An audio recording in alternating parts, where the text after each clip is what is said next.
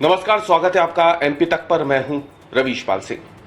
मध्य प्रदेश के सियासी हलके से बड़ी खबर सामने आ रही है।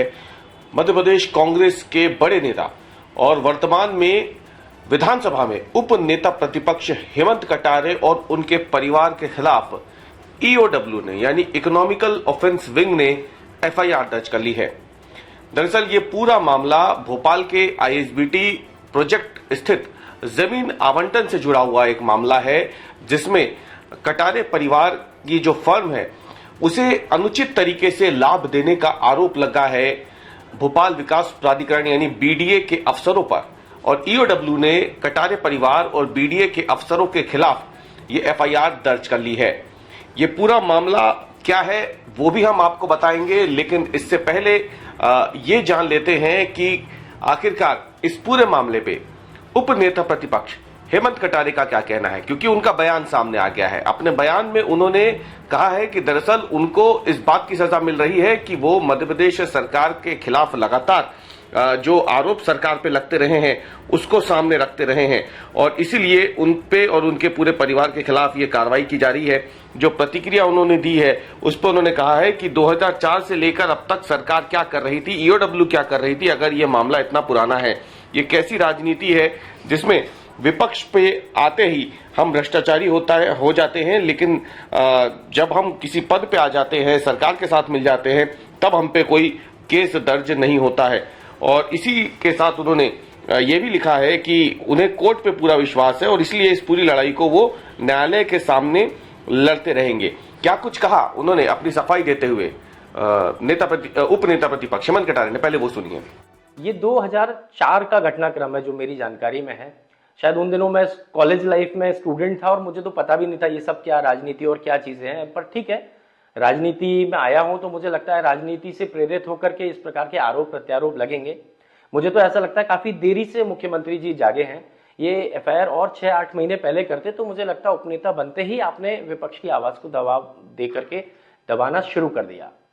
मेरे स्वर्गीय पिताजी सत्यदेव कटारे जी जब नेता प्रतिपक्ष थे और व्यापम की उनने आवाज उठाई, पूरी सरकार को घेरा, और आज तक व्यापम के मामले में कई भारतीय जनता पार्टी के नेता जेल में गए और शायद बाद में फिर भी जाएंगे भविष्य में। उस समय पे एक झूठी पीई पंजीबद्ध करी 2015 में जब पिताजी नेता प्रतिपक्ष थे। उनके स्वर्गवास के बाद कोई एजेंसी ने, किसी सरकार ने कुछ नहीं किया। आज जैसे ही मैं उपनेता प्रतिपक्ष बन करके आया और सरकार के ऊपर भ्रष्टाचार के आरोप लगाना जब शुरू क्या कर दिए मैंने, तो अचानक से मैं आरोपी बन गया। तो सुना आपने कि किस तरीके से हेमंत कटारे जो हैं वो अब एफआईआर के बाद उनके और उनके परिवार के ऊपर जो एफआईआर हुई है उसके बाद उन्होंने जमकर हमला बोला है। बयान उनका ये सामने आ गया है। ये पूरा मामला क्या है अब हम आपको बता देते हैं। दरअसल भोपाल विकास प्राधिकरण के तत्कालीन सीईओ केपी राही जो हैं और साथ ही में मनोज वर्मा, इसके साथ ही मेसर्स हाई स्पीड मोटर जो कि कटारे परिवार की फर्म है, उनके ऊपर यह आरोप है कि उन्होंने भोपाल विकास प्राधिकरण के अधिकारियों के साथ साठगांठ कर नियम विरुद्ध प्लॉट आवंटन कर दिया था कटारे परिवार को।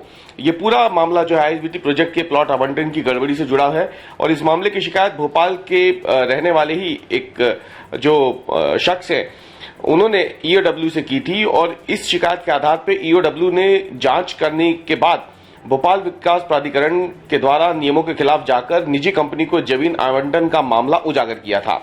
और इसी के तहत अब कार्रवाई करते हुए बुधवार को ईओडब्ल्यू ने हेमंत कटारे, योगेश कटारे समेत जो अफसर है बीडीए के, उन पे धारा 120B, 420, 468 और 471 के तहत एफआईआर दर्ज की है।